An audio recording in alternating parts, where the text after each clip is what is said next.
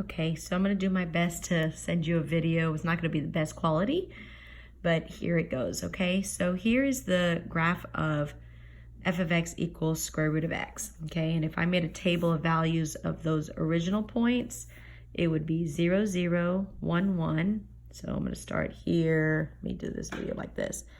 Okay, so what I would have 0, 0. It would be 1, 1, 1, 2, 3, 4, 2, and 1, 2, 3, 4, 5, 6, 7, 8, 9, 3. And these are the points, random points that I got from this function. So if you plug in 0 here, square root of 0 is 0. I plug in 1 into here, square root of 1 is 1, and so forth, okay? So these points are given to you. And I'm asking you to find out the transformation that's going to happen from square root of x, where this is the function of f of x, and I want you to tell me what g of x is going to look like, which is negative 2x plus 3 minus 1. Now this function transformed from this one. So the first thing you're going to do is describe the transformations that occur. So the things that added on were all these things right here. Negative 2, the positive 3, and the minus 1. So left to right, if you're using your table, well, the negative 2, first of all, so let me do an angle like here. Okay, so the negative 2, that is going to be a reflection, okay? And then you have to ask yourself, well, a reflection where? Over the x-axis or over the y-axis? Well, in this case, this one's going to be over the x-axis because it's multiplying. Yeah, because the negative is multiplying against the entire function. If the negative was right here, by the way, it would have been reflection over the y-axis, okay? Then the next thing is going to be this number right here. So I'm going to draw an arrow right here in between, okay? So the 2, that's going to be a vertical stretch by a factor of 2. And that's because that 2 is right in front of the function. Again, if the 2 was right here next to the x, then it would have been a compression, okay? And you have to choose from your 4 choices. And then the next thing we have is this number right here. So I'm going to put that right there. I'm going to come down over here. So the one that has this line right here, that one means that it moved left 3 units, and you always do the opposite of what it says inside. And then this one right here, that is going to be, and I'll put an arrow like that, that would be down 1 unit. It's a vertical translation because it's sitting on the outside of the graph, okay? So these are your transformations, and so you have to decide what is the order that these transformations are going to occur. Well, on page 4 of your booklet, so I'm going to put here page 4 of your booklet, you'll see the order that it's required, and it says that the first thing you always do is horizontal movement. So the horizontal movement is going to be this left one, so I'm going to put a 1 right here to show that that's the first thing I'm going to do. Then they say do any vertical stretch or compression. So that's number 2. Then number 3 is reflection. And then any vertical transformations is always done last. Okay? All right, so now let us do this stuff and figure out where our new points are going to end up happening. All right, so let's write out the new points over here and show our process. So we've got 0, let me hold this again right here a second. Okay, so we have 0, no, I'm not gonna have enough space there. So we have 0, 0. We have 1, 1, 4, 2, and 9, 3. All right, so I'm gonna put an arrow because I'm gonna show that it's gonna change somehow, okay? And so I'm gonna put number 1 above my arrows here to show that I'm doing step number 1.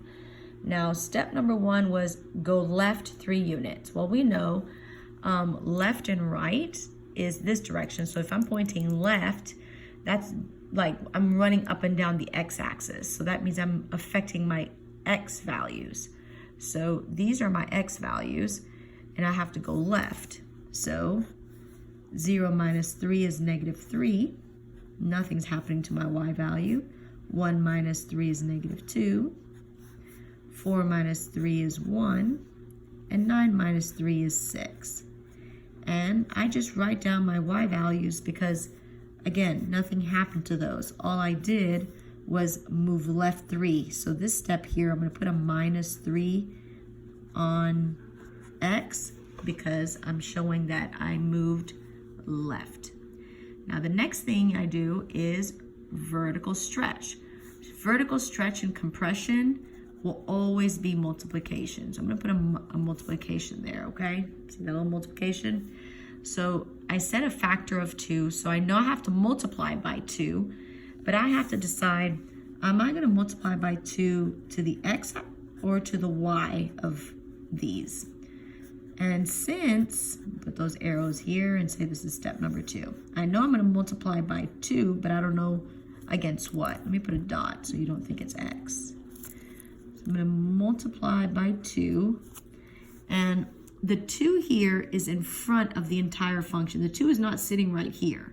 If it was in front of the x, then I know I'm going to multiply 2 by these x values. But the 2 is in front of the entire function. Remember, this is your function right here. The 2 is sitting inside of the function, so I'm going to multiply 2 to the y values. So now the y values are going to change and the x values stay the same. So negative 3, 2, 1, 6. Let's multiply this by 2. That stays 0. Multiply this by 2. Multiply this by 2. Multiply this by 2. All right, moving again. This is step 3, which is this step. The step says reflection over the x-axis. Well, let's come down here and let me show you something. If this is the x-axis, because we know x-axis is horizontal, and I'm reflecting over the x-axis, that means I'm jumping up and down over the x-axis. That means if I'm jumping up or dumping down, that means I am changing the y value. I'm either going from negative y values to the positive or positive y values to the negative, okay? So I'm reflecting over the x-axis. I'm jumping up and down. So that means if I'm going to reflect on the third step over the x-axis, that means I am going to change my y values from positive to negative or negative to positive. So here, step 3, I'm going to put here, you're changing the sign, and in our problem, it's going to be of y, because I'm jumping up and down.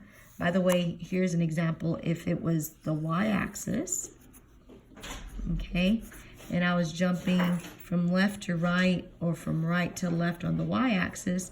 Notice I'm going left and right. So I'm going from negative x, I'm going to positive x, or I'm going from positive x to negative x. Over here, this is your x-axis, so I'm going from negative y to positive y, or I'm going from positive y to negative y.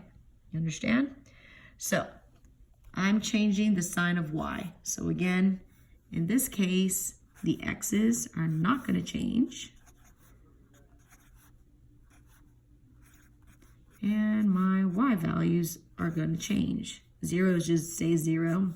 It's a neutral number. Whoops, you can't see what I'm doing. 2 is going to be negative 2. 4 is a negative 4. 6 is a negative 6. And we only have one more step. And by the way, the maximum number of transformations you can have is 4, okay? And so I will be giving you guys anywhere from 1 to 4. All right, 4, it says down 1 unit. So that's pretty easy.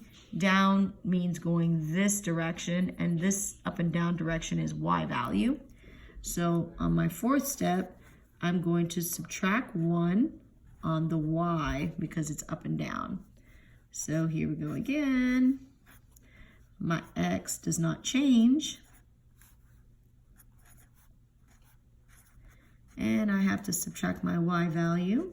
So 0 minus 1, negative 1. Negative 2 minus 1, negative 3. Negative 4 minus 1, and negative 6 minus 1. So these are the coordinates of my new point. So I am going to draw them out. So let's see, these are negative numbers. Some of these are positive. Okay, so I guess I need to negative 3, negative 1. All right, so trying to figure out how to draw this. All right, let's draw the x and y axis here. I'll have graph paper ready for you guys, by the way. All right, so let's try this out. Negative 3, negative 1, 1, 2, 3, negative 1. Negative 2, negative 3, 1, 2, 3. And positive 1, negative 5. Oops, I'm gonna run out of space. Let's try this again. Bear with me. I don't know if I can erase and, okay, hold on. Bad focus for a second while I erase. I'm gonna have to raise my value up, my line a little bit more. All right, let's try this again. Negative 3, negative 1. Negative 2, negative 3. 1, 1, 2, 3, 4, 5.